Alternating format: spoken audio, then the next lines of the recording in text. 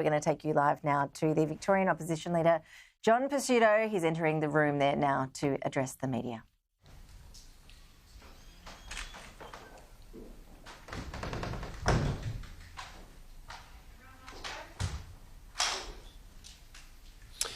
Two years ago this month, I took on the responsibility of being Victoria's Opposition Leader and Alternative Premier.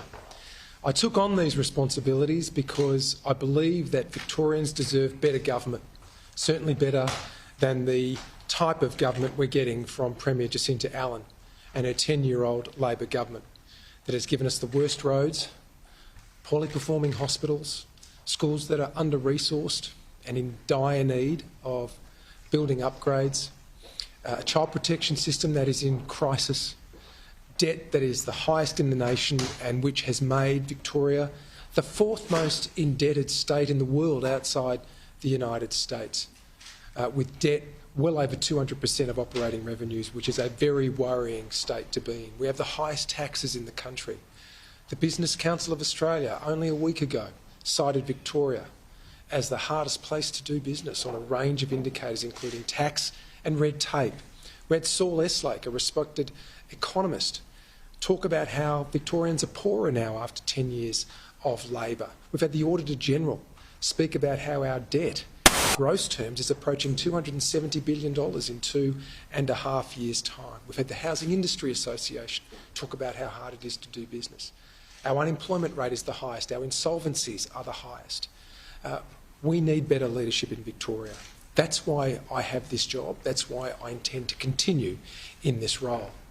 Now, today's decision by the Federal Court is obviously a very disappointing outcome, but I respect the Court's decision. So I do accept that the Court has delivered this decision, as disappointing as it is. I do wish to emphasise, though, for all Victorians, that I've always been a fighter, and I've always been a fighter for the right reasons and for the right people, the Victorian people.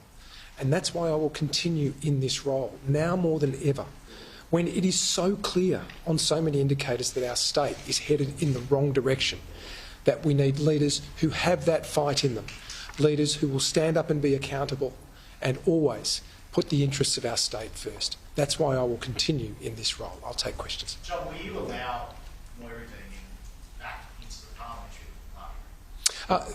Decisions like that, Simon, are not matters for me alone. I've always said over the last nearly 2 years that these have always and always will be matters for the party room. So I don't speak out on those matters ahead of my party room. I've made it clear on several occasions that it's for the party room to decide these issues. What's your personal view, though? Your personal view? Well, I've been on record, so I'm not saying anything new. I've been on record previously saying I wouldn't support that. But that's not to say that matters cannot be brought before the party room. It's a matter always for the party room and the members of that room.